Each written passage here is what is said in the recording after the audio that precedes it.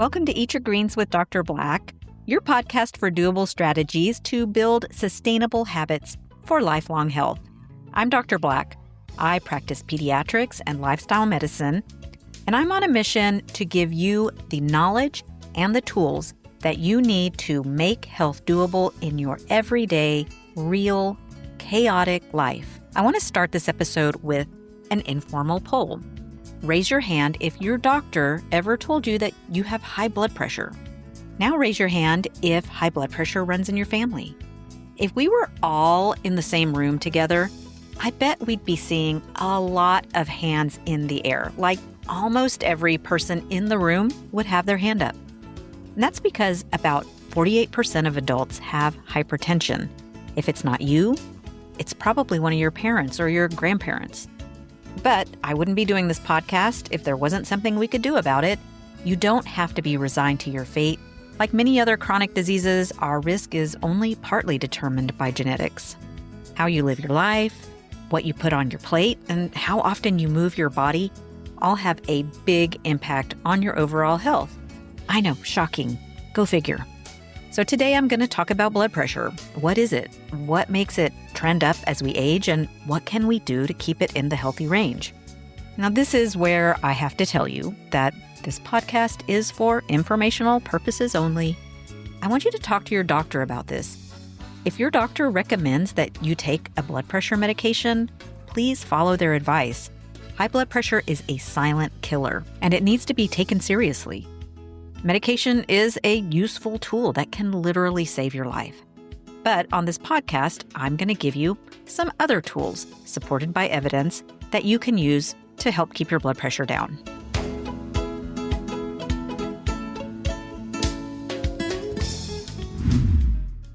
Now, what the heck is blood pressure anyways? Is it like tire pressure, water pressure, atmospheric pressure? Why are there two numbers? Let's learn a little physiology, shall we? I want you to think of your circulatory system as having three components that work together. There's the pump, that's your heart. There's a system of flexible tubes, that's your blood vessels. And there's a certain amount of fluid in those tubes, that's your blood. Blood pressure is simply the force that your blood exerts against the walls of those blood vessels as it moves through the system. When the nurse tells you that your blood pressure is, say, 120/70, they're measuring that pressure at two different points in the heartbeat cycle.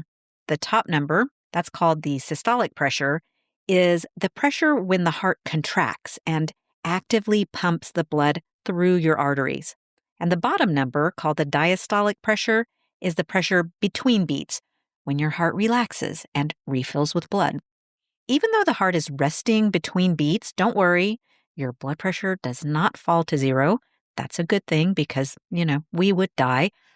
The reason it doesn't fall to zero is because the arteries are elastic and they can continue to help moving your blood forward through your body. So what are some of the factors that can affect your blood pressure? Like every other critical system in your body responsible for keeping you alive, your blood pressure is tightly regulated by a very complex system of checks and balances. I'm not going to bore you by giving you the full list, but here's just a few of the more common things that have an impact. Now, remember those three components of the circulatory system, so anything that affects one or more of them is going to naturally drive your pressure up or down. Number one, how hard is your pump working? If your heart pumps harder and faster, your pressure is going to rise. On the other hand, if your heart muscle is weakened and it can't pump effectively, your pressure is going to drop. That's what happens with congestive heart failure. Number two, how much fluid is in the system? More fluid inside the blood vessels generally means higher pressure, and less fluid is going to mean lower pressure. And that's why severe dehydration or blood loss can cause your blood pressure to plummet to dangerous levels. Number three, how wide or narrow are your blood vessels? So if the vessels become narrower, as with, say, cholesterol plaque buildup, your pressure is going to rise. If they relax and widen, as is seen with septic shock, your pressure is going to fall. Many of the most common antihypertensive medications work by helping your blood vessels relax and bringing your blood pressure down. What are some other factors that might affect these three components of the system? I'm sure we're all aware that stress can be a factor, whether it's acute or chronic. It affects the ability of the blood vessels to relax. The sympathetic arm of the autonomic nervous system, think fight or flight, causes your blood vessels to constrict during stressful situations, raising the blood pressure. This is why some people have that artificially high diastolic pressure when they go to the doctor. That's called the white coat effect, and it is a real thing. The opposite is also true. When we practice mindfulness or we do other things to help manage the stress in our lives, the level of those hormones, things like cortisol and adrenaline, that tend to keep your blood vessels constricted, goes down, and your blood pressure responds accordingly. Now let's double click on blood volume. That's the amount of fluid running through those tubes. As I already said, if you're injured and you lose a lot of blood, your blood pressure is going to drop. Or maybe you get food poisoning and you lose a lot of fluid through vomiting or diarrhea. Same scenario. The blood volume drops, driving the pressure down. But the opposite is also true. When we eat a salty meal, the sodium causes your body to hold on to water. Your blood volume and consequently the blood pressure rise. This is why your doctor keeps telling you to cut down on the salt in your diet. I'm going to talk a little bit more on that later in the episode. And then what are some things that affect the blood vessel flexibility? Healthy blood vessels are able to widen and narrow as needed, helping to regulate the blood flow and your blood pressure. But when the blood vessels become stiff or narrowed, the heart has to push harder to move blood through the system. Think of it this way. Smaller, less flexible tubes create higher pressure inside the pipes. Unfortunately, as we age, our blood vessels naturally become less flexible.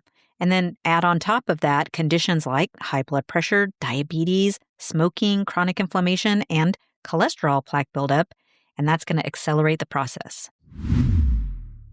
Now that you have a better understanding of what blood pressure is, let's move on to talking about some things that you can do to keep it in the healthy range. There are some obvious things like not smoking or drinking too much alcohol. Regular exercise has been shown to improve blood vessel function, and maintaining a healthy weight reduces the workload on the system. I know, easier said than done. But what about diet?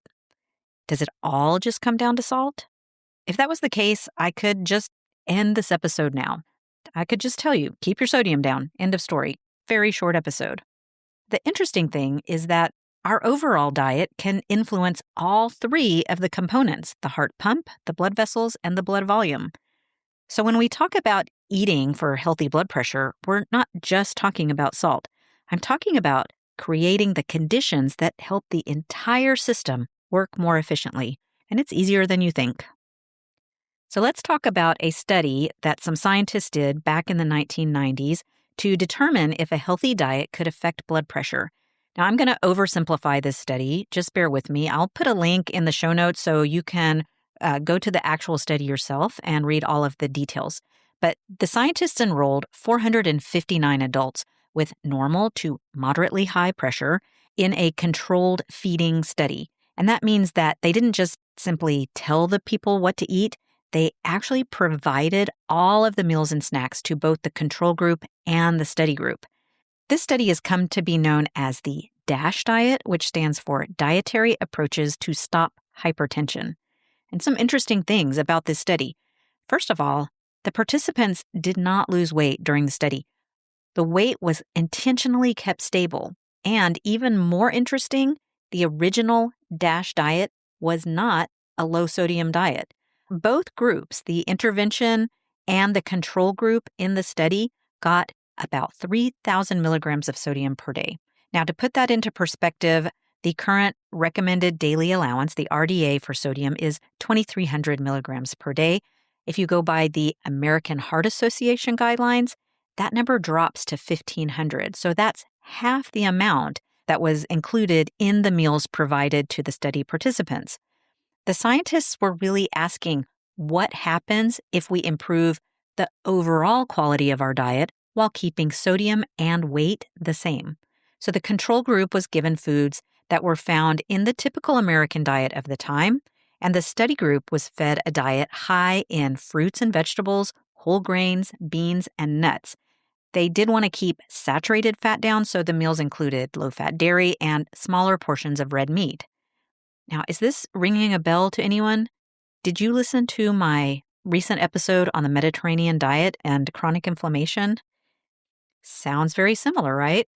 That's because the DASH diet shares a lot of DNA with what we now think of as a Mediterranean-style eating pattern. Now, by the end of this study, the intervention group had a significant drop in both the numbers of their blood pressure, their systolic and their diastolic blood pressures. And the effect was even stronger in the participants who had hypertension at the start of the study. Now, as with any good scientific study, the researchers didn't stop after just this one trial. Over the last few decades, subsequent DASH studies have looked at lower sodium levels and other modifications, and the findings have been repeatedly confirmed. Nearly 3 decades later, DASH remains one of the most thoroughly studied and effective dietary patterns for lowering your blood pressure. So let's drill down a little bit more into what the DASH diet looks like. At its core, it's basically just eat more vegetables, fruits, beans and lentils, whole grains, nuts and seeds, and less highly processed food, fast food, processed meats, high-fat dairy, and red meat and sugary beverages. I mean, pretty much all the things I talk about on every episode of Eat Your Greens. I mean, it's almost like a whole food, plant-predominant diet is, I don't know, healthy or something. And again, you probably notice that this is almost exactly like the Mediterranean diet, minus the specific recommendations for fish. In fact, the researchers intentionally used that Mediterranean diet eating pattern with some tweaks to make it more compatible with the typical American family diet. Let's move on to the Health Made Doable segment of the episode. If you're a regular listener, you know many of my previous episodes, and honestly, probably a lot of the episodes to come, offer strategies that you can use to add in more of those whole plant-based foods that the DASH diet recommends. I'm actually not going to recap that again today. You can go back and check out some of my recent episodes. For instance, I just did one a few months back about lowering your cholesterol, and then there's that anti-inflammatory Mediterranean diet. So if you want more details, please go back and listen to those. Today, I do actually want to focus on salt because we know without a doubt that too much sodium in your diet drives your blood pressure up and strongly contributes to heart failure and death. Salt is made up of sodium chloride, and the U.S. Dietary Guidelines, as I said, recommends 2,300 milligrams per day, and the American Heart Association recommends that you keep it under 1,500 milligrams per day. What does that look like in terms of actual table salt? To put it in perspective, 1 teaspoon of standard table salt has about 2,300 milligrams of sodium. Yes, you are doing the math right. To keep your pressure in the healthy range, you're going to want to shoot for 1 teaspoon or less of salt per day. Here's the problem. It's not like you can easily see how much salt is in your food. Now, of course, the nutrition label on your food packages has to include the amount of sodium per serving by law. So that's one of the best and easiest ways to get your sodium down is to just choose products with less sodium per serving. But what about other meals? What about meals you eat at restaurants? As it happens, this is where most of the sodium in our diet actually comes from. So this brings us to doable tip number 1. Focus on cutting out restaurant meals, especially highly processed fast food restaurant meals, before worrying about your salt shaker. Now, I said fast food because that does tend to include a lot of high salt foods like fries, but even meals at nicer restaurants can come with an extra load of sodium. You know, salt is a flavor enhancer, and restaurant owners naturally want you to come back for more. Salt is one of the cheapest ways to boost flavor.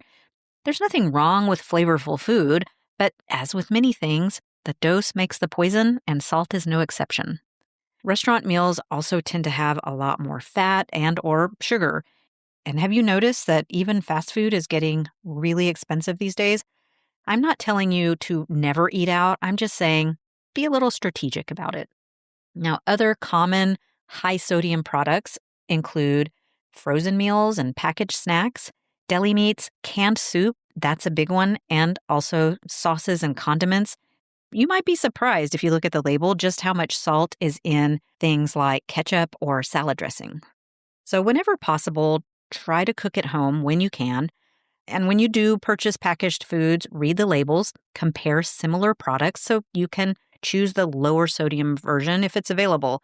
And a good rule of thumb when you're looking at a nutrition label is to look for products with less sodium than calories per serving. So if the package you're looking at says 500 calories per serving, drop down to the sodium line and look for something with less than 500 milligrams of sodium. Fresh vegetables are a good choice, and dried beans will naturally have less sodium than the canned versions. But unfortunately, those products also add more time to your meal prep. So if you're going for efficiency, consider choosing frozen vegetables instead of the canned ones.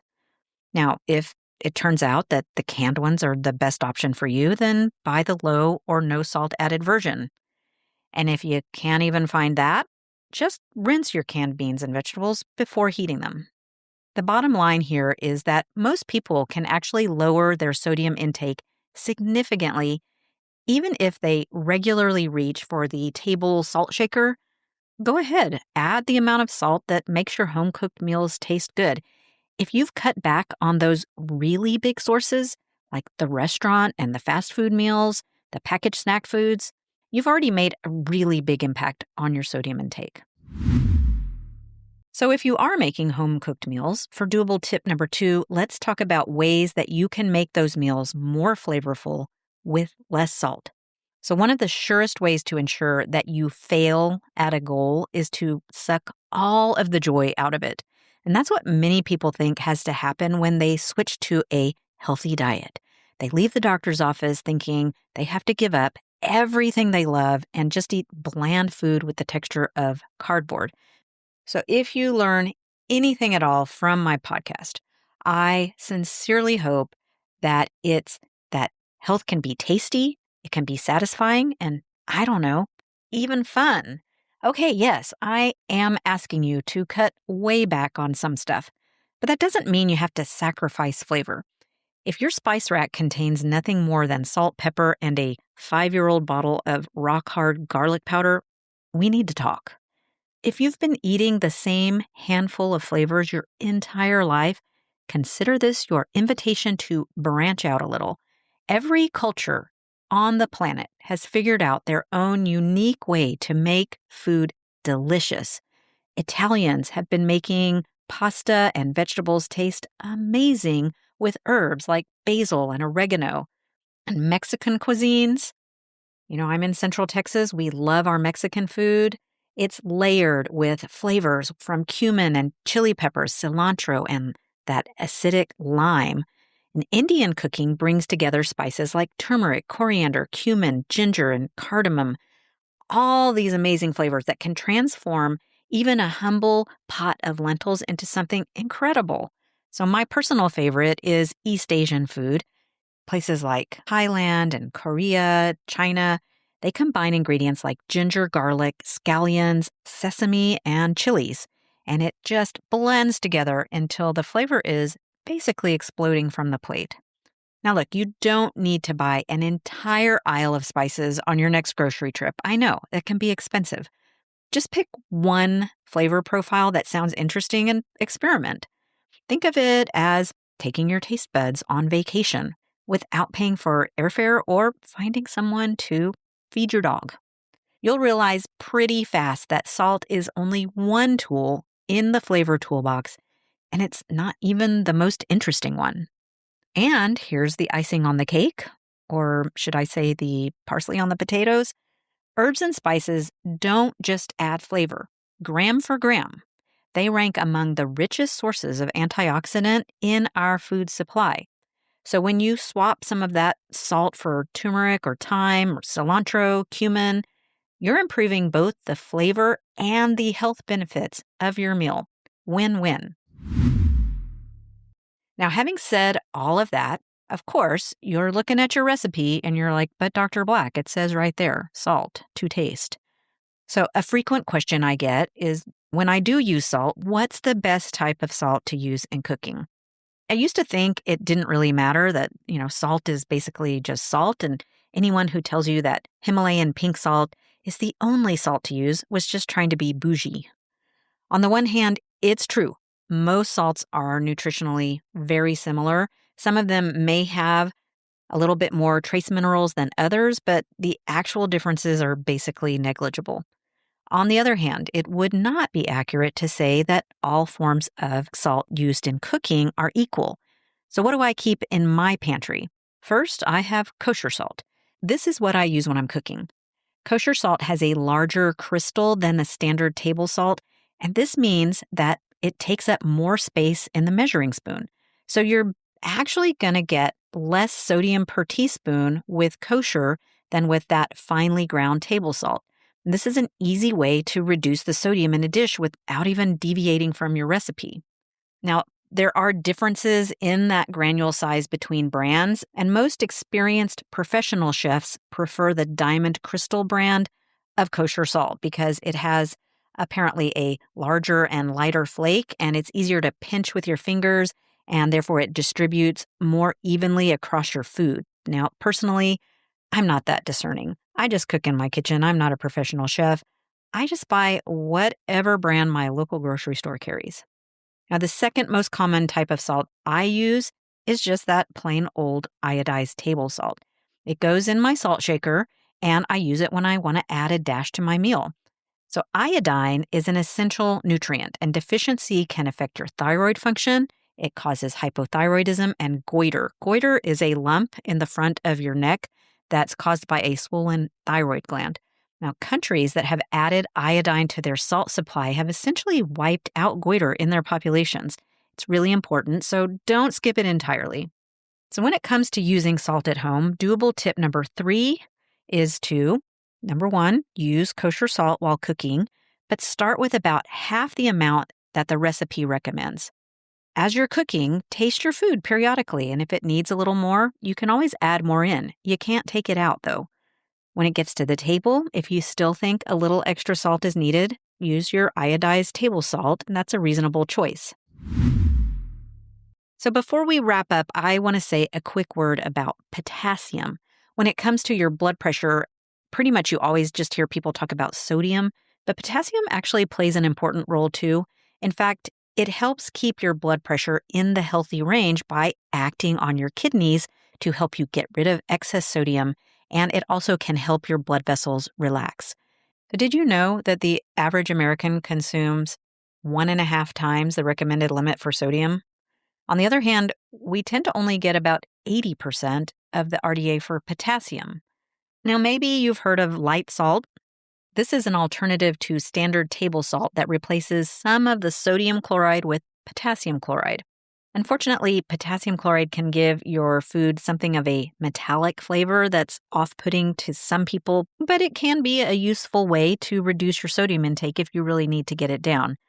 Now, be careful because too much potassium can be dangerous for people with kidney disease or who are on certain medications. So be sure to check with your doctor before you go out and buy this. But if your doctor says it's safe for you, it might be a good idea to consider adding it to your pantry staples. Now, you won't be surprised to hear me say that a food-first approach is always best, and potassium is no exception. When it comes to potassium, the first thing everyone tends to think about is bananas. But there are actually a lot of great whole food sources of potassium. Things like beans and lentils or other legumes, potatoes and sweet potatoes, leafy greens, tomatoes, and even avocados, and of course, even some fruit are all excellent sources. In other words, most of the foods that make up the DASH diet. So what do I want you to take away from today's episode?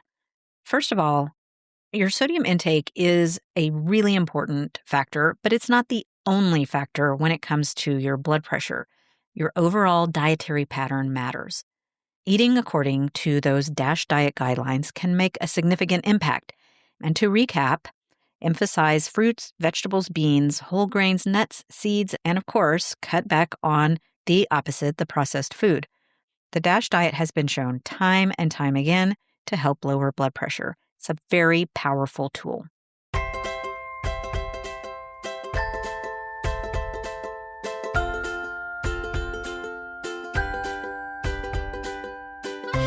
Fortunately, blood pressure is actually one of the health conditions that's most responsive to lifestyle changes. You don't have to be perfect to see benefits. You also don't need a complete pantry makeover. Just strategically add a few herbs and spices and choose those lower sodium products whenever possible. I'm going to challenge you to try picking just one change to focus on this week. Consider cooking one additional meal at home if you tend to eat out often, or replace one high-sodium processed food with a lower sodium alternative. Third option, add one potassium-rich food to your day, like sweet potatoes or avocado. Or hey, what about sweet potatoes with avocado? Throw in some black beans and you've got 3 things on the list of potassium-rich foods. So remember, healthy habits aren't built in a day.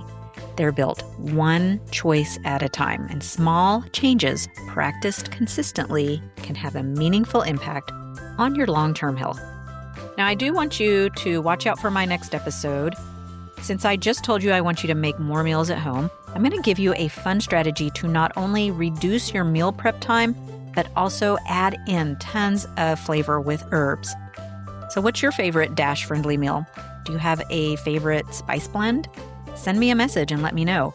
You can always email me, dr.black@eatgreenswithdrblack.com, or you can use the contact page on the Eat Your Greens with Dr. Black website to send me a message. Please reach out. I want to hear from you. While you're on the website, don't forget to subscribe to my newsletter for more tips to make health doable. As always, thanks for listening, and don't forget to eat your greens.